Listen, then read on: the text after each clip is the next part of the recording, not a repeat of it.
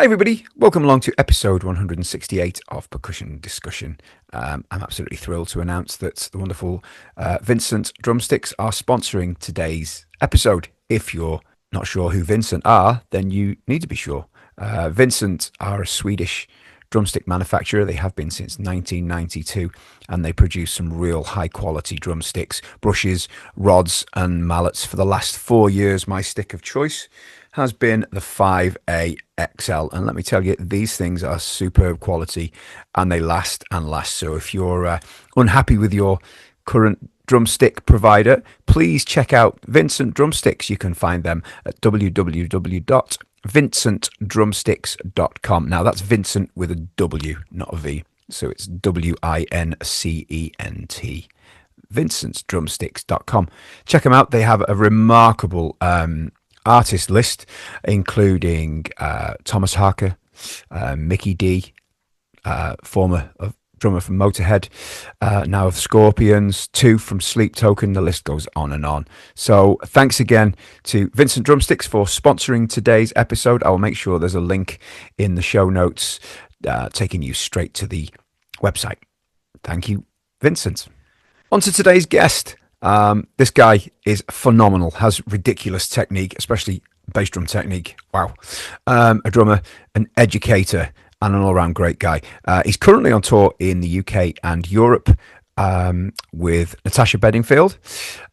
You may have recently seen him on the hugely entertaining Audition for a new Primus drummer, where he played absolutely remarkably. He's a native of New Zealand, so I think it was late at night for me, early in the morning for him, so we both look a bit tired. Then that's why. He's also a Vincent drumstick artist, so thanks to the gentleman at Vincent for putting me in touch with the remarkable Stan Bicknell.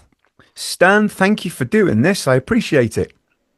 No worries. Thanks for having me, man. It's nice to be here. It's an absolute pleasure. Now, the thing is, I'm not used to dealing with drummers in the Southern Hemisphere, so I can't work out the time differences. Northern Hemisphere, Yeah. no problem. So it's Yeah. it's 10 a.m. in the morning for you, and it's 11 p.m. for me. So I appreciate you. It's an early morning-ish for you. I don't. It might not be early morning. I don't know. I appreciate you. It's more hard on you than me. It's all right. It's worth it. I think you're only get this, the second in the Southern Hemisphere, and the first one was John Farris from In Excess. So there we go. Cool. Oh man, great drummer to interview. Oh, he was fantastic. So there we go. So you're the second one, and hopefully there'll be more. Amazing. Yeah. So that's Yeah, cool. There are some fantastic drummers in this side of the world for sure. Indeed, there certainly are. So I'm working my way through them slowly, very slowly. Cool. It's just Yeah. time difference. Pace yourself, man. I'd say I've only done 163 episodes so far, So Yeah. so I appreciate it. So what's happening at the moment? Anything exciting, Stan? Yep. There's a lot on at the moment. Today, I'm doing this, and then I've got an online lesson with an amazing Australian drummer after this, a guy that is preparing for quite a big gig. I can't say who and what, but I've been working with him on and off. And then I've got a rehearsal with some guys this afternoon because we're playing at a private event down in the South Island on Friday. And the guys that I'm playing with are sort of some of the top tier players from around New Zealand. So it's always nice to get into a room with people that really put that pressure on yourself to sort of raise the bar. So that's today. But then, just in and amongst all the things that I'm doing, there's always a few things going on, Wow. Well, I was going to say I'd like to talk to you about how you organize your day, because you do so much. I look at the stuff you put out, the content you put out, and some of the things you talk about, and I'm like, how do you fit that in? I mean, does your day start early? You must put a lot of hours into all this content and everything out. Yeah, so generally my day starts at around 4:30 or 5, and that's purely because that's my time I'd say between 4:30 and 6:30. That's before my family wakes up. So I write newsletters for Mastermind, and I read, and I will sometimes get online and I'm doing editing after I've done those baseline things first. I try to not get on the computer at least for the first hour, and it's really just so I can sort of get my head in a good place before the world starts demanding things from me, because I've got 3 kids ranging from about to be 21 to 1, and so I've been.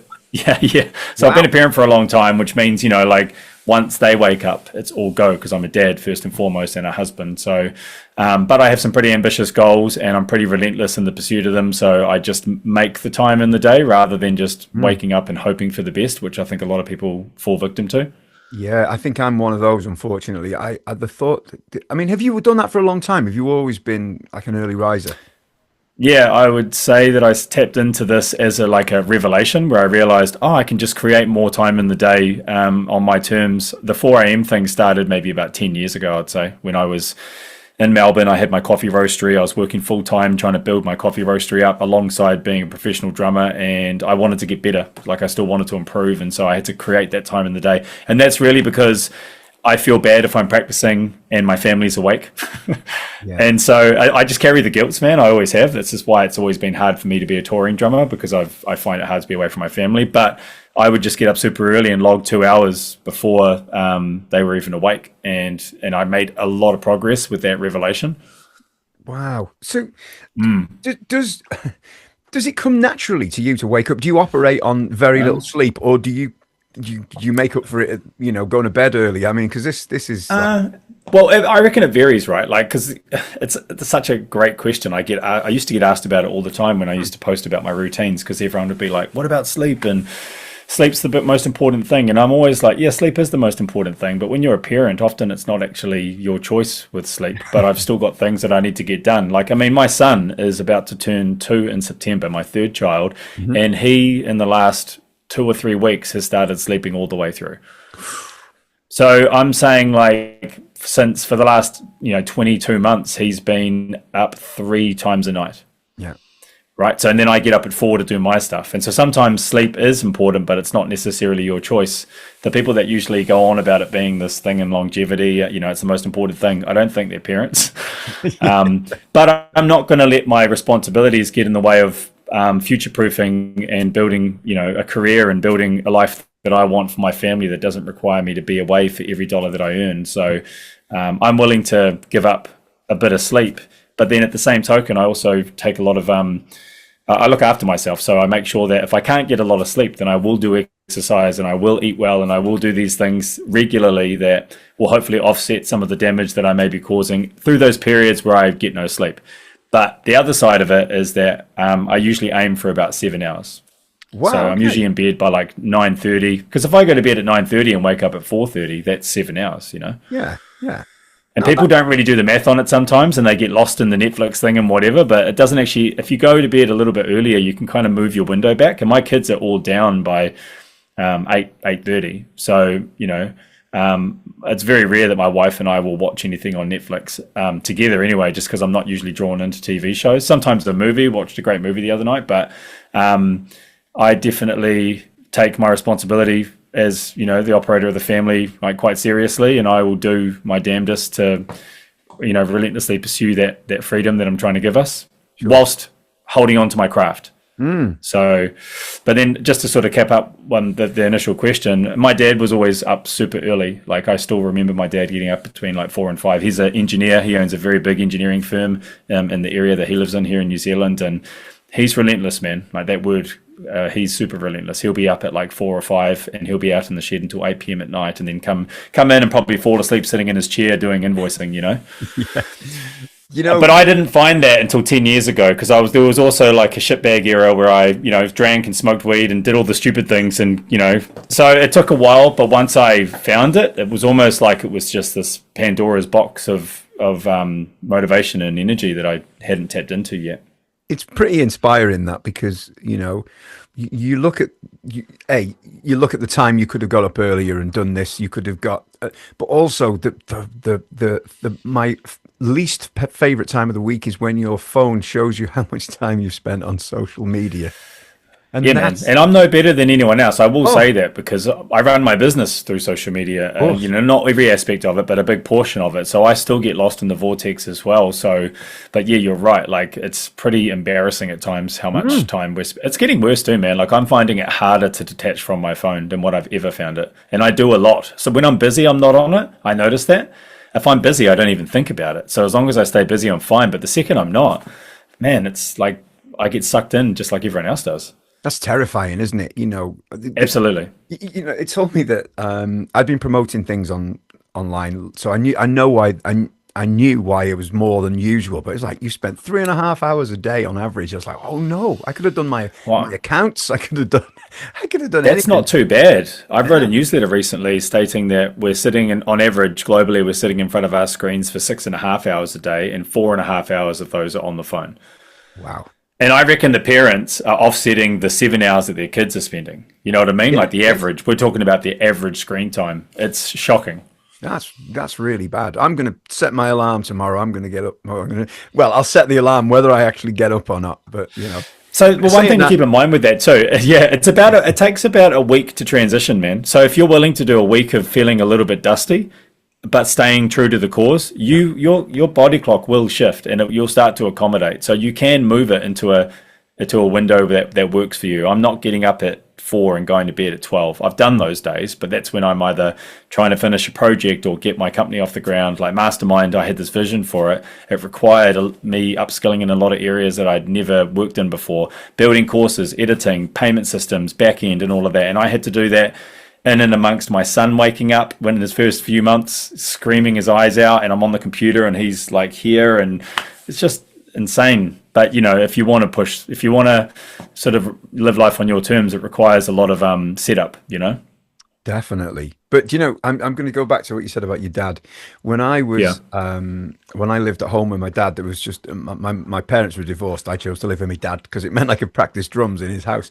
And but I was gigging, and I'd be getting in from a gig in Essex or London, wherever, at 4:30 in the morning. And my dad was up at again 5:30, and he'd be shouting, yelling at me, "You're missing the best part of the day. Come on, get up." Oh I was God, like, that line. Yeah. I've been in Or what bed. about this? The day's already done. Yes, I've been in bed an hour. Come on, give me a Yeah. chance. Oh You man, know. you're giving me trauma from my childhood. So yeah, Oh, that attitude was definitely ingrained from my old man as well. He'd be like, "Come on," and bang the door open. He's like, "The day's half done." hey, I'm making myself sound really lazy, but I'm still up usually about 6:15. It's not. I'm not. Any later than that. But yeah, when you think about it, you can only. It's if you want to do it, you've got to do it. Simple as that. And as you say, Totally. It's man, you can get a lot done between 4 and 8 o'clock. Like and I write, I read, I edit, and then I will do my exercise, and that's all before I'm taking my daughter to school. and the phone's not going to ring. You're not going to Nah, get to that's sleep actually why I do it as well. And I put, when I'm going through these periods of grinding, then I'll put it in a lockbox, and I won't like be able to unlock it until the box unlocks. So I'm pretty hard on myself when I need to be. I might need to do that again soon, just because I'm feeling a little bit of a addiction again that I'm not really enjoying. Yeah. Wow. And the great space you're in at the moment, is that part of your house? Are you attached to your house there, or are you in somewhere away from it? So this is actually at a venue that's about 15 minutes from my house. So there's a venue at this side of the building, and then there's a music school at this side of the building. Right. And when I moved back from Melbourne 4 years ago now, a drummer who taught at the music school reached out to me and said they were looking for another drum tutor, and he'd been following my stuff online. And I came in and met the guys. They teach all instruments. There's like multiple rooms. They do it on Monday, Tuesday, and Wednesday nights. So I came in and went back into teaching kids for a while, which was amazing because networking and sort of learning about the local community. It's such a great way to do that. And I did that for a year and a bit. And in the evenings, Thursday, Friday, and Saturday, it's a 400 capacity venue out this side. So this little room here is just one of the many rooms that this place has, actually in between the two businesses owned by the same people, but under the same building. So it's in the same building. And after teaching here for a year and a bit, I just asked them if they had a spare room that they'd be willing to lease out. They initially said no, because they didn't, not that I could see. And then I asked them again a week later because I was like, no, that's bullshit. They must do. And then the owner said to me, well, actually, we do have a room that we actually dug out because this is actually lower than ground. They dug down into it with the intention of turning this into a room where if you were a band playing out there, they would film it and track it in here, and you could take that as part of the package. Sure. But they snaked it, so there's a cable coming in from the main venue and stuff. But then they just got busy with running both businesses, and they may do it a few years down the track, but it's not a priority anymore. So they gave me this room, and I sort of came in with different different intentions of what I was going to use it for, and now it's really just sort of. I think I was saying to you at the start, this is sort of the sixth iteration of the space that really facilitates everything that I need it for on my day-to-day, online, in-person, content creation, creating courses, everything really. Sure, that's cool. I love it, and my wife loves it too, because there's like, apart from the Vincent sticks that I sell, there's nothing drum related at home. And my son's drum kit. Are you not allowed to have stuff in the house? Because I've got. She's fine. I've got here up on the wall. I've got, Ringo Starr famously doesn't sign stuff. Through Gary Astridge, Ringo's historian, I've got a beautiful signed, genuinely signed poster from Ringo Starr. And I said, this has got to go in the front room. No, it hasn't. She will not allow it. Yeah, true. I'm like, but Yeah. you think it? No. It's nah. My wife's the same. Like, she actually is very tolerant. I mean, I think any wife that's willing to deal with a drummer is pretty tolerant. But she's like, it's more to do with the fact that I've got so much gear, and then also she doesn't know how much gear I've got as well. And she was actually here this morning because she dropped me in. And she came in and I made her a coffee. I've got a coffee machine here. And she came into the room and she's like, I haven't been in here in a while. There's a lot of gear in here. And I'm like, yeah, there is a lot of gear in here. So anyway, here's your coffee. I'll see you later. Investment. That's what you say. It's an investment. Yeah, absolutely. Absolutely. Yeah. So can you like come in there whenever you want, or are you kind of in business hours, or have you got your own key, you just wander in and out? Nah, so yeah, I've got access to the building and obviously the alarm and stuff. And the only times that I couldn't use this room is generally on a Friday evening or a Saturday evening, because bands are loading in and they're doing sound check and stuff in the venue. Yeah. And I will still run lessons in here while they're doing that. But then once, it gets into, I don't really want to be around any of that anyway, because when you do it for a living, you don't generally want to be around it a lot, especially not the noise. But apart from that, man, like, I could come in here, and I have done, at 3:30 in the morning and work on my double pedal, and there's some houses behind this building, some apartments, and they can't hear me. We've never had a complaint. Sure. So it's actually amazing. It's the sort of room that every drummer wants, basically, because it's your stuff set up. I've got a second kit that I use just here in cases for when I'm doing gigs. This is my recording custom. It stays mic'd up, ready to go, so I can just switch everything on and start going. And it's all safe and secure. But it's taken 27 years to get to this point. I've had many times when I haven't even had gear, let alone had a room to have it set up permanently. It's the dream, that, isn't it? It's the dream. It really is. It is, and it's part of the business. Like, I pay rent here, and we've got a great working relationship with the owners of this place. We've really sort of come close over the last few years, and they're awesome. They do a lot of community work with the venue. They try and host evenings for other interests like poker nights and stuff like that as well. And they're just always, and then they teach kids out the front. A bunch of they're always trying to get in new tutors in here and bring up the next generation. So the intention in this building is awesome, and I can feel that when I come in here. Oh, that sounds like it's a really good vibe there. I like that. Yeah. Yeah. Absolutely. Now, obviously, social media has been hugely responsible for your success. Obviously, you've got to have the skill to back it up, and the talent to be able to put on social media. So, well, do you these days? I don't know, man. Well, you should have anyway, shouldn't you? I'm joking. Yeah. You have got it. Well, thank you. Tell me, what age did you start at, Stan? Because you must have put a lot of effort into it as a youngster, more than your average, Oh, my drumming in general. Yeah. It's quite. I actually started guitar first at 12, and I've always played guitar. My acoustic's just over there, but I didn't start drums till I was about 14. Oh, right, and quite late.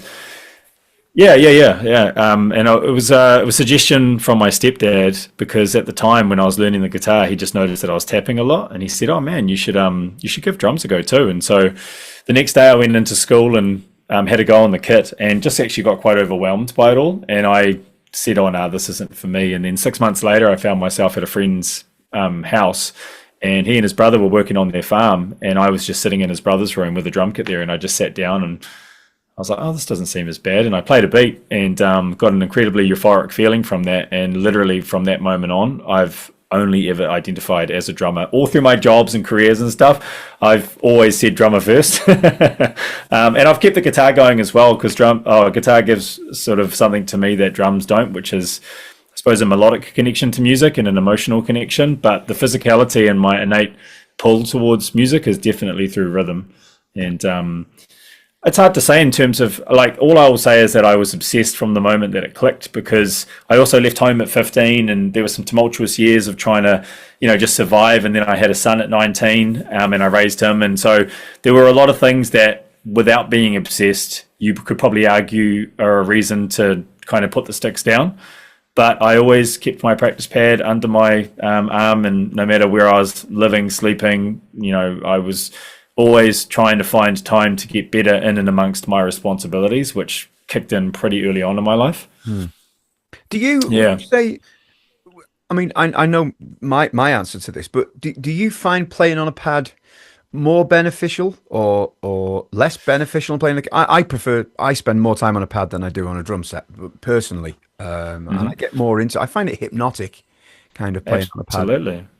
Yeah, so I would say my answer to the practice pad is that, first, I've probably spent 60% to 70% of my development is on the practice pad. So over the last 27 years, if we were to sort of break it down into percentages, and I've always said to my students, if you can get the practice pad into your life, like if you can build this into your daily and be happy with that, you've forever taken your progress into your own hands. Because this instrument is a pain in the ass for everyone involved. And even when you're good, no one really wants to hear it unless it's in context of a gig. And it makes me think back to my mum when I first started playing drums. I had my drum kit set up in the lounge, and she let me play them anytime I wanted for the first 2 years, basically. Wow. About a year and a half. And at the time, I kind of just took it for granted. Of course, yeah, because I want to play the drums. But looking back on it, I mean, my son's got a little toy drum kit, but I would... my oldest son, I never had a drum kit in the house for him because I don't want to hear it, and I'm a drummer. You know what I mean? So, so if you can accept the practice pad and really fall in love with it, and like you say, the hypnotic thing and stuff, you can get so much. I love the practice pads, man. That's if I can, because there is an attitude about them, that it kind of ruins your feel, and it just doesn't have the same, it doesn't have the same response and all of that. And I'm like, forget about all that, man.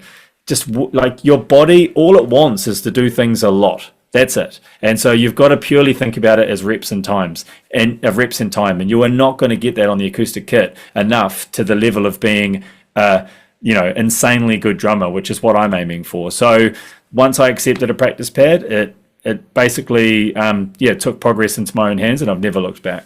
Oh, well, it's good to hear, because I teach about, I don't know, 12 or 15 private students a week. And they know when they come in, the first 10 minutes is on the pad. And at first, same. They hate it. The metronome on, and off we go. And now, after some have been playing for 6 or 8 months, it's like, come on, let's get the pad, let's do it. Can we have the whole lesson on the pad? Which is music to my ears when they ask that. That's like job done at that point, almost. It's funny, like with my students, because I do a bunch of private tuition, and it's they have to use the practice pad if they want to come and work with me, and they want to. There's obviously something that brought them to me in the first place. It's part of the course if you're going with my curriculum, because what you can do if we compartmentalize, if we separate drums from the pad work, what you can do mechanically speaking, and with your fingers and with your movements and getting everything dialed in with just the practice pad, far out, man. Like it's just. You cannot really just get that done on the drum kit. I just don't believe you can, depending on what you want to do. Now, you could just play time and have an amazing career doing that. That's completely fine. But if you want to become a really proficient player with good dynamic control, really, really good mechanical control, the practice pad is the way to go. And I also get really overwhelmed by volume, which is ironic because I'm a drummer. So practice pad, I can spend hours on them, man, seriously hours. And then I get on the kit, and there may be 20 seconds of recalibrating to the response and all of that. But because I've been playing for a while, I don't even think about it. Yeah. No, that's interesting. No, that's good to hear. It's nice to get a different point of view on it, But I'm a fan, and I have been for.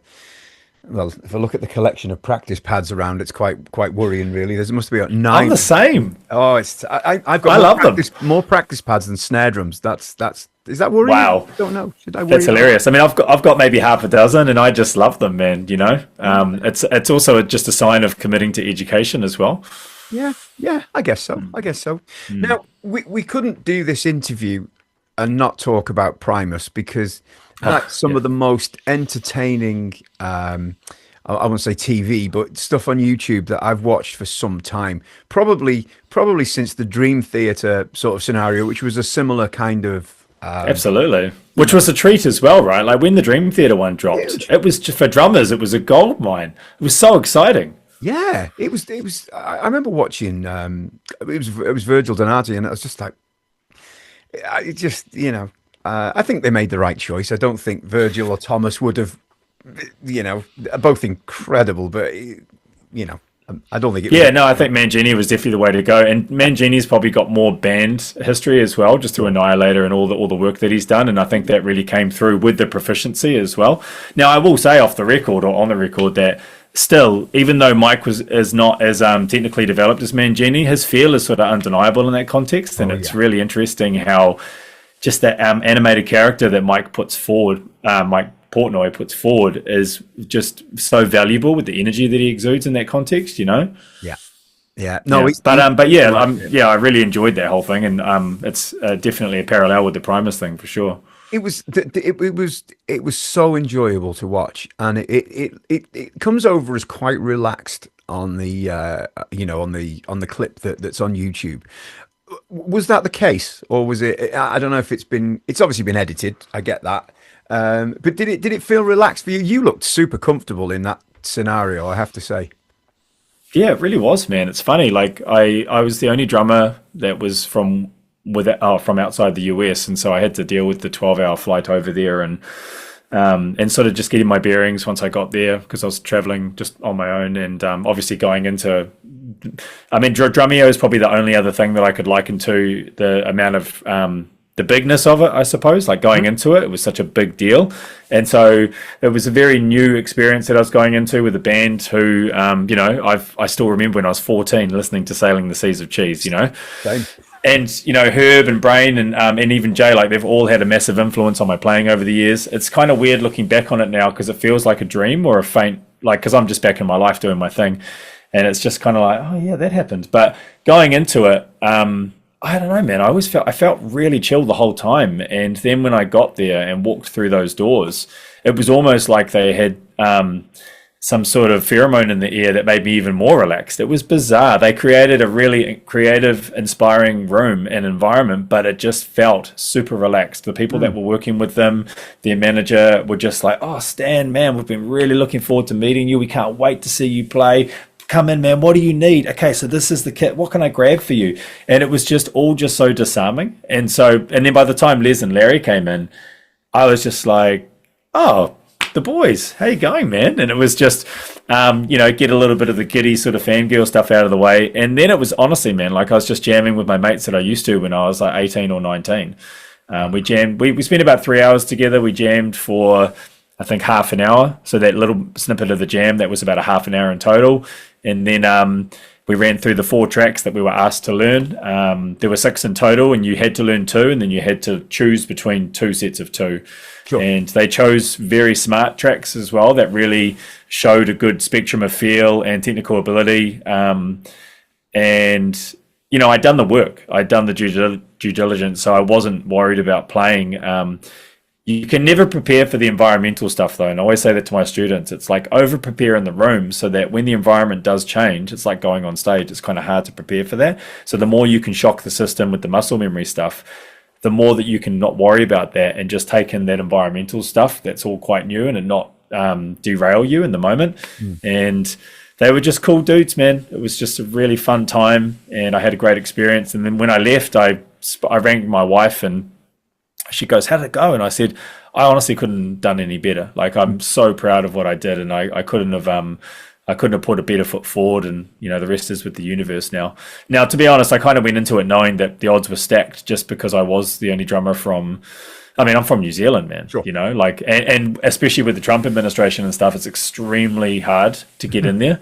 And for them, it would have been a nightmare to hire me. And I only know that really now just because, and I'm not saying that's the reason why. Geez, like, John Hoffman sounds fantastic with them. They chose the guy that needed to get the gig. So let me just sort of stipulate that before I'm like, oh, the New Zealand thing got in the way. No. John was the right man for the job. He sounds great with them. I watched a bunch of footage, and I've even spoken to John about it, and he's a really nice dude too. He's local. I mean, he's got everything going for him. But yeah, it was just the so I play with an artist named Natasha Bedingfield, and she's recently become a resident Oh, of wow. the US. That's Yeah, I'm actually in the UK pretty soon, man, yeah, of with course, her. yeah. Well, Yeah, which brother is going to be Daniel as great. well was a massive artist over here. Yeah, Yeah. and he's like they're Kiwis as well. That's the weird thing is Mm. that he was born here, she was born there from memory, I in didn't the know that. UK. Didn't know. Yeah, yeah, and so she came. So yeah, there's a lot of cool parallels there with them still having like Kiwi passports and stuff, and she's super lovely. But my point is that she recently became a resident because her husband is from the US, and the second that she became a resident, from the government's point of view, they want you to use local artists. Okay. So if you're like that, it's from a visa standpoint, they're going, oh, well, why wouldn't you use a local artist? Because we've got amazing talent here and 360 million people, you know. But if you're not a resident, if you're just a traveling artist, you can bring whoever you want. But the second you commit to the country from a, you know, from a living point of view, it does kind of change the visa things. And I've even just had emails recently from the government saying it's even harder now.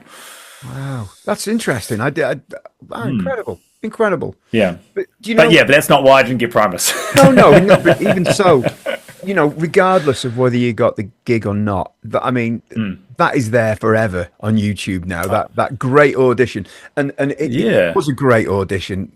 Oh, thank you. You know, I'm really grateful for how they edited it. Like I was very worried because you never know because they're trying to sell John at the same time as they're trying to make you look good, but not also explain that. But they also want to explain why you didn't get the gig, or you know what I mean? Like it's kind of like a balance of so many things. And they did email us once they told us the remaining nine or whatever that we didn't get the gig. They said, "Don't worry, we're going to edit the episodes to make everyone look fantastic and blah blah blah." So that was always a priority for them, which I think is really amazing. And the level of production value, man, there were like four cameras or five. Two of them were fixed, three of them were floating.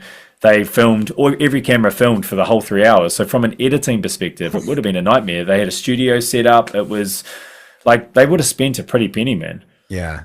But excuse me. Either way, it's certainly done you no harm, Stan. Has it? Let's be honest. Nah, not at all. It's like What an honor. it's a win-win situation, isn't it? If you get the gig, great. If you don't get the gig, great. Yeah, and I went into it with that attitude right up until I got told that I didn't get the gig. I would have told you that I was getting the gig because that's just how I approach things. It's like, no, I'm getting it. And then the second that John got it, I said, the right man got the gig. Because I've always said to my students, you don't lose gigs. It was never yours in the first place. But until you know that, you are going 150% for it. And that's just what I did. Oh, that's great. Well, and tell me, the sound obviously is incredible. Obviously it's been produced, but how was the sound in the room? Was it as anywhere near that where you hear on It YouTube? really was, man. They had like it was a full setup, obviously. So the kit was mic'd to the trees, and I had an iPad to my left with my own mixer, so I could do everything independently, including my individual mics as well. Oh wow. So I had Larry's guitars, I had Les's basses, all on my feed, and I was playing after Mike Stone, so I saw Mike leaving as I was coming in, so I just kind of left his drum mix there, and as soon as I put my ears in, it just sounded amazing. It was a studio, like from my perspective, it sounded like a studio level production of just Wow. jamming with them. That's cool. And I was fully immersed in it, man. Like once we started jamming, I just kind of remember going, you got this, just relax. And I just kind of got into the moment with them, and I started listening and reading what they were doing and going with the vibes and getting down and then building it back up as you would with your mates when you're jamming. And I just sort of got in the moment, you know? Just turn the Skull Crusher down a little bit in the mix. Oh yeah, yeah. It's funny the snare, eh? Because it's like I wanted to do a video that's like the snare that lost me the Primus gig. I wanted to put that in the thumbnail. But to be honest, man, like that's how like literally all these snares that you see, that's how they're all tuned. Oh, So it's really? not even so. The Skull Crusher is a composite character, or it's just it's the essence that I bring to all my snares. I'm using a 5x5 recording custom aluminium at the moment, and bro, it sounds exactly the same because I always crank my snares. Yeah. And it's kind of interesting too. And that's why I mentioned it to Les too, because I knew it was loud, and we switched it out halfway through. And but man, if you go back to the early days, man, Tim's snares were cranked and they were super loud. Same with Brain as well. Jay was a heavy player, but his snare wasn't like piercing. And they've just mellowed over the years, man, which makes sense. And the snare kind of fits in the mix more now, as I'd probably say. Like playing live, it's a bit more boosh boosh rather than, ting ting. Beautiful description there. So Yeah. for switching the snare out, was that a bit of kidology there? Was it noticeably quieter or just less Oh harsh? yeah, totally. It wasn't anywhere near as high tuned as mine, and they were. I think Mike had used that snare prior, and Les had his preferences as well. So when I came in, the drum tech was like, "Oh man, that snare sounds amazing," and I said, "Thanks, man. It's a local company." And he's like, Les might find that a little bit too loud, and I was like, "Oh, that's cool, man. I'll just switch it out if he wants." And then when Les came in, I just said, "Hey, the snare might be a little bit too loud for you, so just let me know." He let me know, and I switched it out. Hey, And that's fair but enough. then but I kind of thought that I'd just leave it until he decides, and I honestly wasn't bothered by it. And I knew that they were going to make, once I saw the first 3 episodes with Rory, Thomas, and Mike, I knew that they were going to make that because they had a funny little caption for every video, and I knew they were going to make something of the snare, and which is kind of cool. That's kind of the whole point of editing, right? That's right. But what an Yeah, man. enjoyable series to watch, and it's I kind of know. must see. It's addictive. Yeah.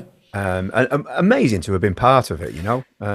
Absolutely, but even cool that they did that for the viewers. I mean, for them, what a great PR move as well. I mean, I think their YouTube channel's gone up by like 150,000 since then or something. Like Doesn't because it's surprise just me. so entertaining. The production's so good. It shows all their quirkiness, and yeah, I'm just honored to have been a part of it, man. Hmm. And it's like I say, it is a very surreal thing to kind of look back on because it all happened super quick. And I was very busy at the time, so I only really focused on the music the 2 weeks prior.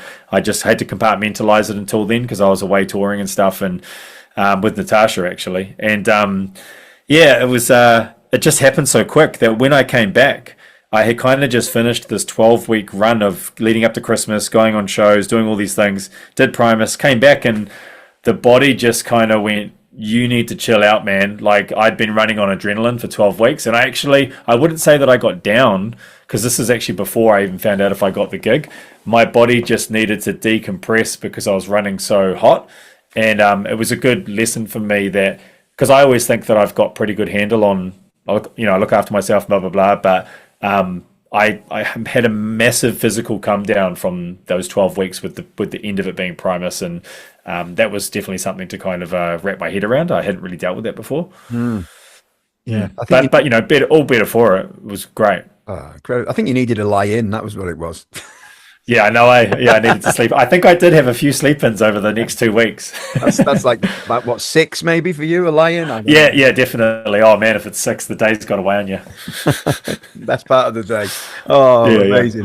yeah. Let's talk about, obviously you're a keen educator. Mm. Is masterclasses things you still enjoy doing? Do you still get plenty of joy from doing them? Oh yeah, absolutely. So I did a clinic tour last year that I sort of set up on my own back, promoting my mastermind stuff, but also telling a bit of a narrative about the artists that I've played with and the lessons that I've learned along the way.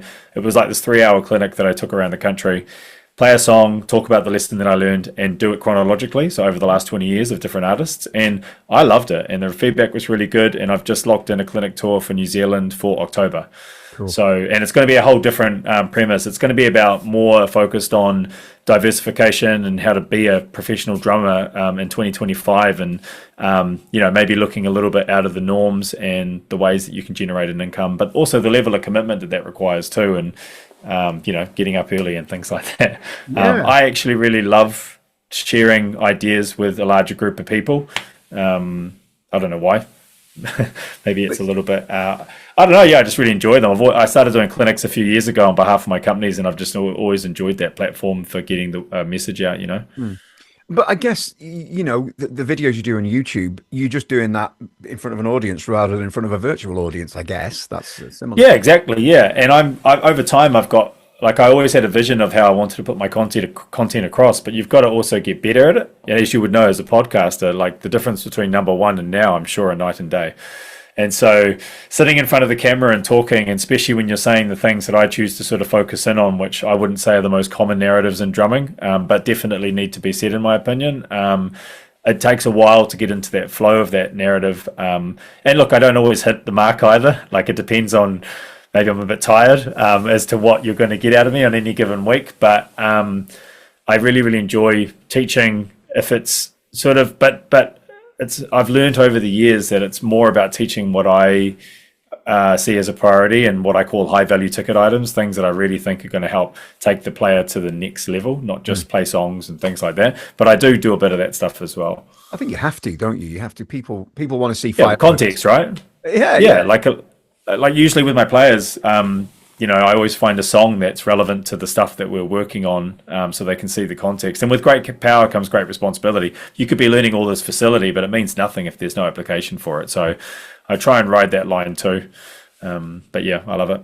Good. And how do you find in New Zealand? How are clinics? I find I've put a lot of clinics on in the UK, in North Wales, in the UK, where I am. I've probably put I don't know, maybe 15 clinics on and 10 or 12 masterclasses in the last, I want to say 5 or 6 years. And Cool. they do well. I've built a good community up here, but it's getting harder and harder. There seemed as like a thing from the 80s and 90s clinics these days, and I'm doing my best to keep them going in the UK. How do you find it? Is it still a cool thing to do in New Zealand? Well, I can only relate it. So there aren't many drum clinics in New Zealand Mm, anymore. Similar to yourself, it is definitely thinning out. And I think my clinic was one of the first ones since COVID. So that's what I'd heard. And I hadn't seen any advertised, and I moved back here during COVID. yeah. I know that through the Roger Fox band, before Roger passed away, he'd bring over amazing drummers to play with some of the best Wellington-based drummers. So also musicians, so like Gad and Chambers and guys like that. But in terms of drum clinics, my clinics did pretty well. Like they ranged from 30 to 40 up into 110 people, That's depending on good. where I was. That's great. But I was tagging them onto a tour that I was doing with a band at the time. So if I was playing in the South Island, I got there 2 days earlier and already booked a venue and already been selling tickets to my clinic. And then once the band arrived, then I did 3 dates with them back to back as well. So I was kind of like maximizing the situation that I was in with the band to the locations that I was going. And with this new clinic, one of the music stores here in New Zealand called Music Works, they're supporting this one. So they're sort of fronting the bill because I'm using Yamaha and Agop Yeah, and yeah, that's their cool. companies and stuff. Yeah. So I was going to ask, when once the endorsements come in, and they take time, and do you still get demands, or not demands, maybe requests to do clinics on behalf of the companies? Does that still happen? I'm hoping you're going to say yes. Yeah. That's what I'm hoping for. Yeah, it does, man. So my endorsements here are, so I'm with, Yamaha, Remo, Vincent, and Agop. Those are all endorsements that I got when I was back in Melbourne. Hmm. But when I moved back from Australia, for example, I got hit up by Yamaha Spain to play at the Altiza Drum Fest, and they flew Oh me wow. over and they sort of put the whole thing on. I was only there for like 3 days. It was an insane amount of travel for 3 days, but it was a really cool experience. And then flew back, and then the local clinics, like this one, for example, Music Works use they supply the brands that I use, so they sort of see it as a quid pro quo, like we're looking after each other thing. So in answer to your question, yeah, I mean, I don't think it would happen as often in New Zealand, just because, like, when I was in Melbourne, they run drum festivals, really high quality drum festivals over there. They've got the Drum and Percussion Festival, which I don't know if it's still running, but it was, and AUDW, which is the Australian Ultimate Drummers Weekend. Okay. And that's a big, trade show slash drum festival. And I'd done that a couple of times, and, at request of my companies and things like that. With the clinics that I'm doing now, or the masterclasses, actually, it's more about an extension of what I want to say, Yeah. and I'm happy to use my brand and my promotional, avenues to sort of sell the tickets, and Mm. I contact the venues. That's what I had done previously, but Music Works are going to sort of look after all of that this time.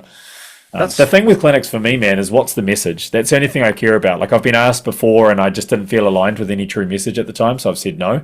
But I do have a lot of ideas and thoughts, and so it's just about creating for me, like, what's a cohesive story that I'm trying to tell throughout this? Because one of the most boring clinics I've ever been to was watching a drummer shred for an hour. One of the world's best drummers, who I'll remain nameless. It was just so, but I love that part of drumming too. But what's the narrative? yeah. And so as long as there's something that I can attach to, as that I've sort of set up as part of the story, then I really love it. I love hearing those words. I put plenty on, thankfully they've all been great. They've all had bits that people can take away with them, which is important, really, really important. You know, I think so. nobody wants just to see somebody shred, as you say, and then it's not inspiring. It's make you realize how shit you are. You want to go home and Yeah, and stuff. I just remember watching this drummer because he was, it was at the festival that I was playing at. My friend and I were sitting there, and within 2 minutes, I was just bored shitless because it just lost its appeal really quickly. Yeah. Because that's all it was, you know what I mean? And and I still love that sort of stuff, and this drummer inspires the hell out of me. But it's like a barrage for an hour, so Yeah.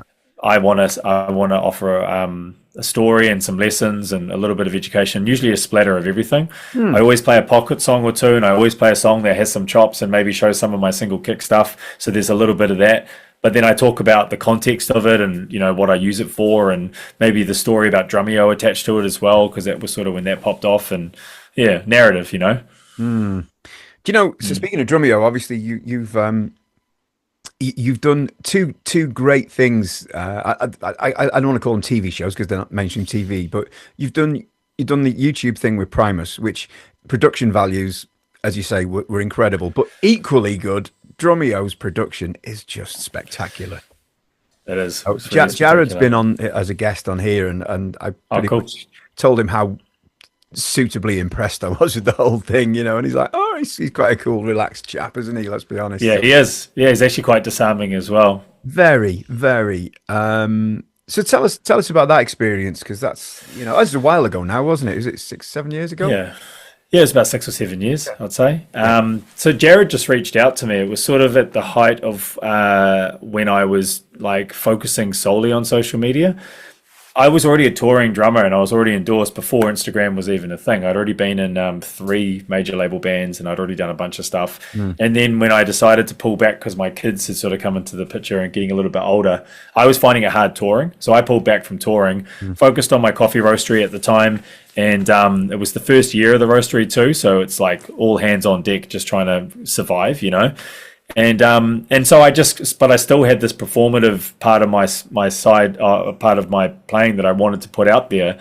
And so I just started seeing people post online. So I started posting online and just really fell into it. Like I was getting a lot of joy out of finishing work for the day, hopping on the drums, smashing out 20 minutes, and then finding a minute that I liked of it, or however long you could put up at that time, and then post it online, but generally with a blurb about what I was up to that day. It usually kind of was like the video supported the blurb, or the blurb was to get the, you know, whatever. Yeah. I just really enjoyed the journal aspect of it. That was kind of what I was really connecting to. And then, yeah, a few podcasts that got me on because my videos, this is in the early days, like sort of, I'd say the first generation of drummers sort of getting picked up online and like promoted online. And so Remo was sharing my stuff, and I was with Pearl at the time. They were sharing my stuff, and it was just bizarre, man. Like, and it was all just so new. And it was at the point where it was just so much going on online that I muted everything, and like I just couldn't handle because the notifications were going crazy. And this is over a few months. And then I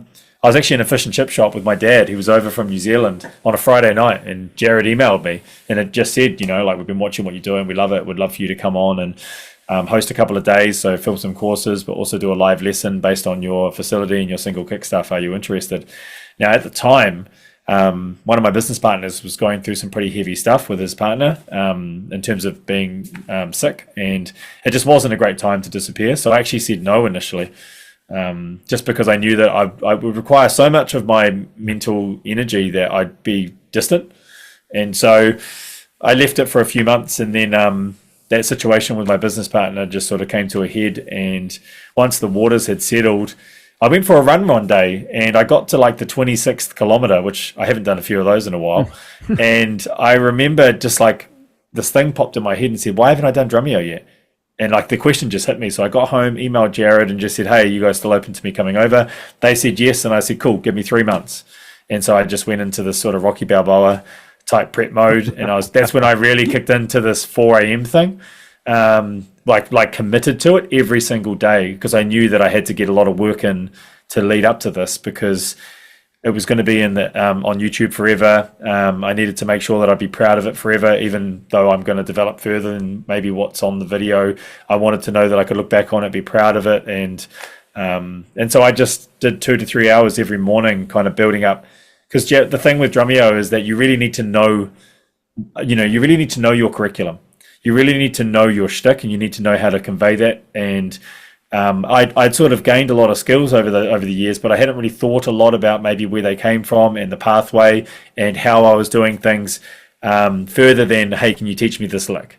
And so it was a lot of internal sort of stuff too, trying to figure out how I came to the places that I came to as a player. And it was amazing because it really helped me refine how I look at the drums and how I actually built up my facility.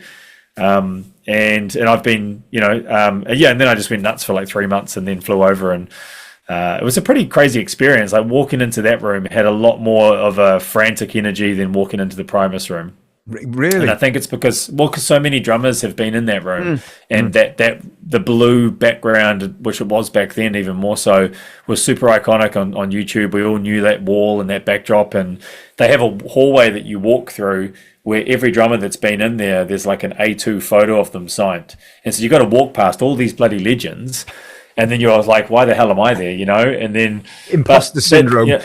Oh, to the max, absolutely. And but like similar to the Primus camp, they're really inviting. They make you feel really welcome. I actually did it on a public holiday in Canada, so there was not many people there on the first day. So it was really calm. It just felt really chill.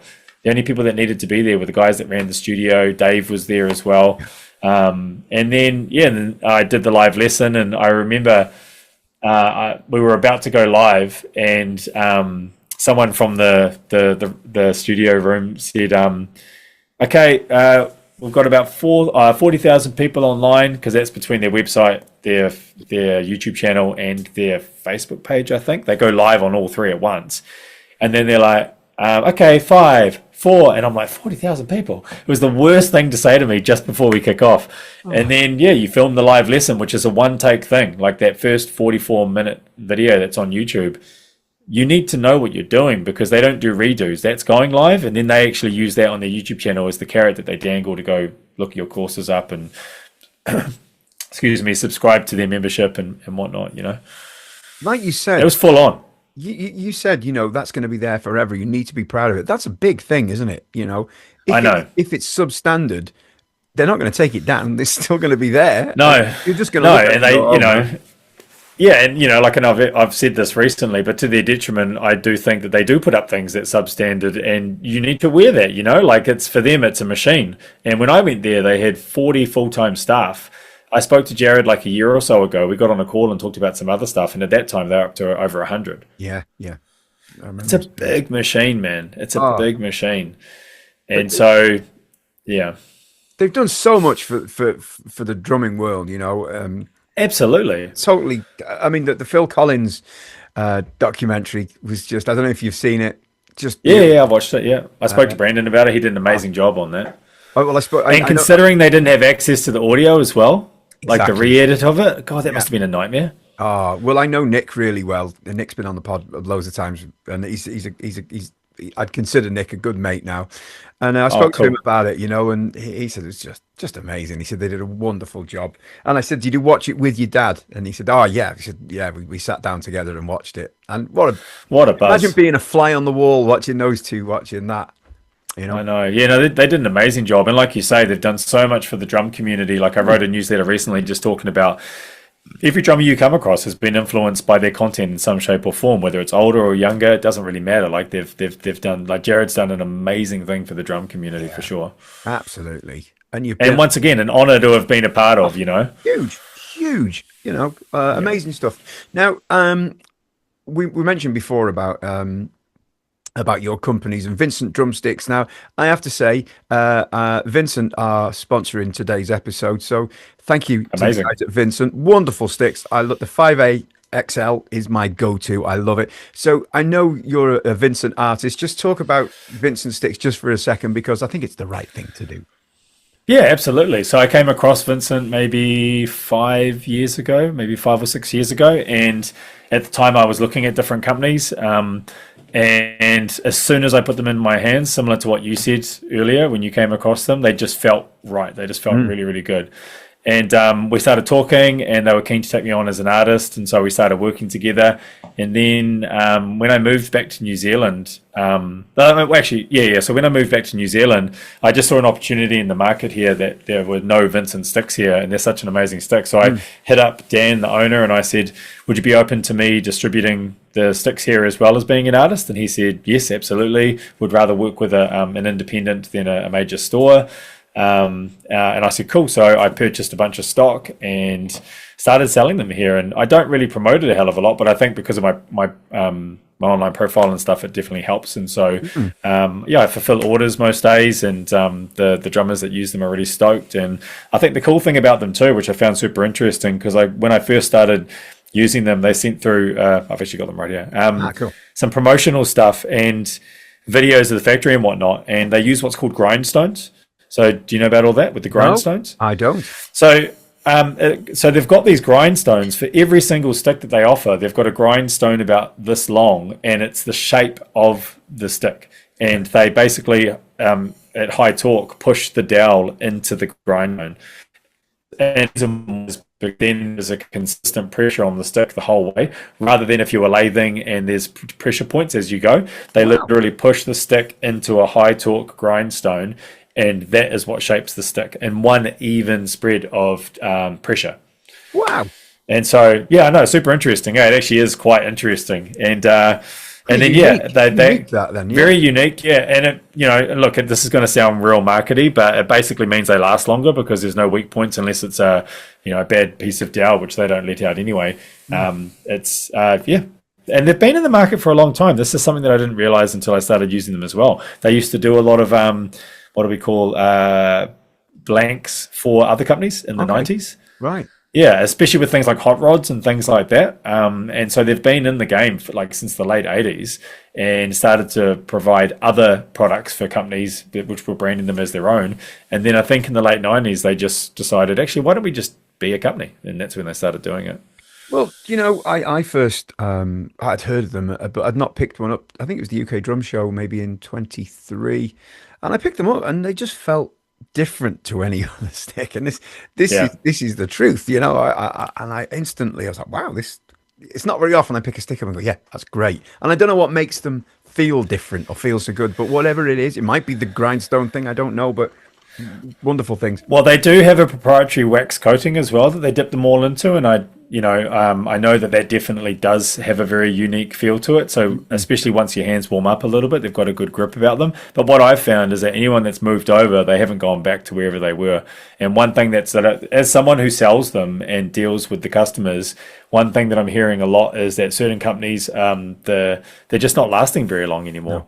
So whether it's a wood supply issue or quality or whatever, some of the bigger brands, I've got guys who came to me when they were breaking 2 to 3 sets a show. Wow, that's that's an expensive bloody habit, man.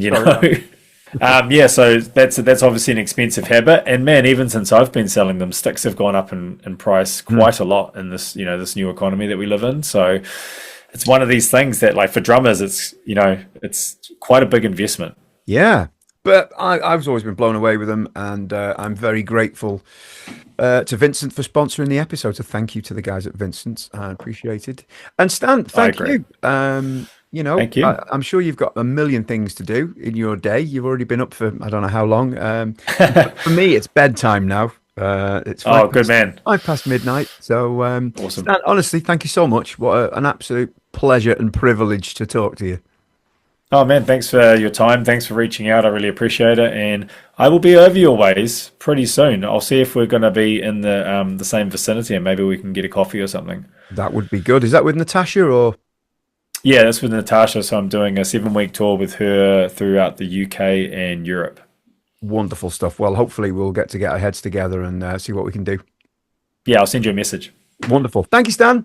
See you soon. Awesome. Thanks, Matty. Have a good one. See you, mate. You too. Bye-bye.